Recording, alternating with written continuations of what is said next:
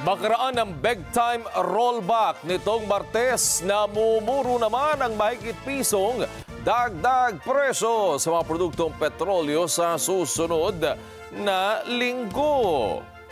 Batay po sa estimate ng Oil Industry Management Bureau ng Department of Energy, maaaring magdagdag ng 85 sentimo hanggang piso at 35 sentimo sa presyo ng kada litro ng diesel.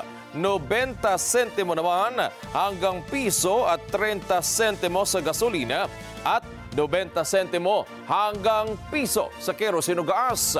Kabilang sa mga dahilan ng price hike ay ang sentimiento ng agam-agam sa pandaigdigang ekonomiya na resulta ng trade tensions. Domino effect din ito ng paghihigpit ng Estados Unidos sa Iran kaugnay sa kanilang nuclear program na nagdudulot ng negatibong kalakalan. Sanhirin ng pagtaas sa presyo ng oil products ang alalahanin sa supply kasunod ang plano ng OPEC na obligahin ang kanilang mga miyembro na magkaroon ng kota sa pagre-release ng langis.